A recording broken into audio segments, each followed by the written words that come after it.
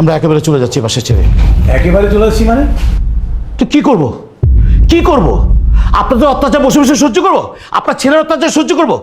আমার অফিসের টাকা আমার ড্রয়ার থেকে চুরি করে নিয়ে এসে মোটরসাইকেল কিনছে। এরপরে বলেন এখানে থাকতে থাইকা আপনাকে, মাকে আর আপনার গুরুদের ছেলেকে খাওয়াবো? আমি আর খাওয়াতে পারবো না। আপনাকে আমি কতবার বলবো আপনার ছেলেকে বিদেশে পাঠিয়ে দিলেন, আপনি তাকে বিদেশে পাঠাচ্ছেন না, আপনি তাকে কোলে বসে রাখছেন, আপনি বসে রাখেন। আমি পারবো না, আমি আর বসে বসে কাউকে খাওয়াতে পারবো না। তুই আমাদের খাওয়ানোর খোটা দিলি? ঠিক আছে, তোকে আর আমাদের বসিয়ে বসিয়ে খাওয়াতে হবে না। এই সংসার আমি চালাবো। যদি খাবার জোটে তাহলে খাবো, আর না জোটলে না খেয়ে থাকবো। যা যা যা যা যা যা।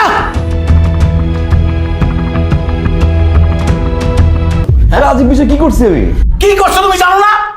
তোমার ভাই, তোমার বড় ভাই আমার আজে বাজে বকাবকি কইরা সেক্ষেত্রে চলে গেছে। আর কি চাও? এবার একটা কাজ করো, এবার তুমি আমারে এবার থেকে বাইর করে দাও। বাইর করে দিয়া তুমি একটু ভালো থাকো।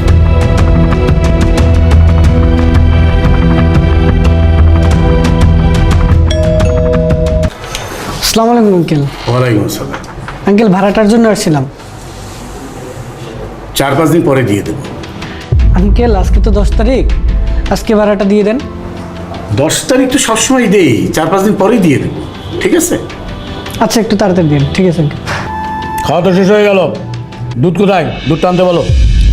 দুধ আলাদা নিষেধ করে দিছি। নিষেধ করছো কেন? নিষেধ করবো না? আরে কয়দিন পরে বাড়ি ভাড়া কি করে দিব সেই চিন্তায় তো আমি বাঁচতেছি না। দুধ আলা এসে যখন দুধের টাকা যাবে তখন আমি কি বলবো? সেই জন্য আগে থেকে নিষেধ করে দিছি।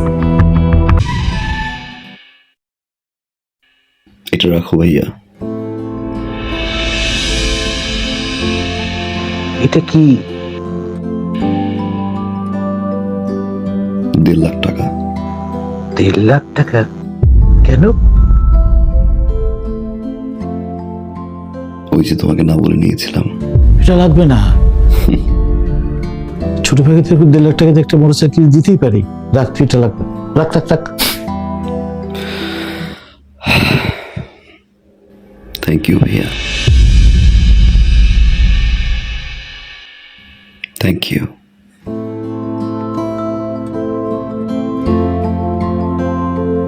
তোমার কাছে এটা 1.5 লাখ টাকা হতে পারে, আমার কাছে অনেক কিছু। তোমার এই 1.5 লাখ টাকা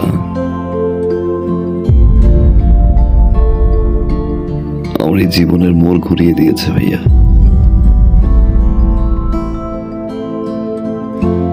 অনেক কিছু শিখেছি, অনেক কিছু দেখেছি, অনেক কিছু পেয়েছি ভাইয়া, আবার অনেক কিছু হারিয়েছি।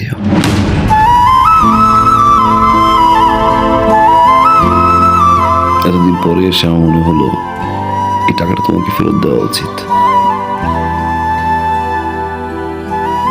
কারণ এই টাকাটা আমার কাছে এখন বোঝা।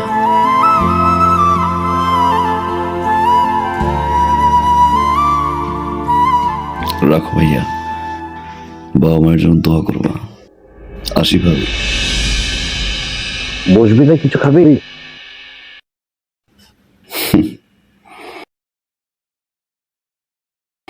যে বাসা এখন পর্যন্ত আমার বাবা মাই খেতে পারেনি, সে বাসা আমি খেয়ে কি করবো ভাইয়া? ভালো থাকো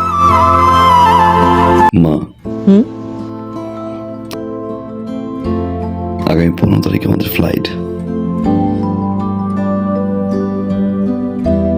আলহামদুলিল্লাহ আমরা হজে যাচ্ছি। আলহামদুলিল্লাহ। আলহামদুলিল্লাহ। কিন্তু বাবা একটা দেনা ছিল তো। দিয়ে আসছি, যার টাকা তার হাতে পৌঁছে দিয়ে আসছি। খুব ভালো করেছিস বাবা। হজ থেকে এসে ইনশাল্লাহ বাবাকে নিয়ে সিঙ্গাপুর যাব। হার্টের ট্রিটমেন্ট ওইখান থেকে করাই নিয়ে আসবো। কিন্তু বাবা আমরা এই যে সবাই মিলে আমরা হজ করতে যাইতেছি, কতগুলো টাকা খরচ হইতেছে, তারপর তুই দেনাটাও শোধ করলি। মানে দেশের মধ্যে একটা ভালো ডাক্তার দেখাইলে ভালো হইতো না?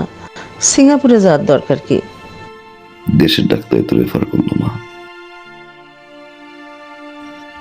এত কিছু ভাবতে হবে না। আমি যতদিন আছি তোমাদের সেবা করে যাব। সারা জীবন তো চালাই গেছি,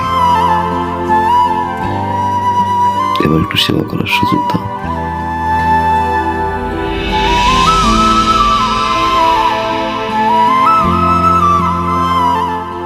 আমার বাবা, আল্লাহ তোরে বাঁচাই রাখুক বাবা। আমার পাগল ছেলে মানুষ হয়েছে, আমার আর কিচ্ছু লাগবে না বাবা, আর কিচ্ছু লাগবে না।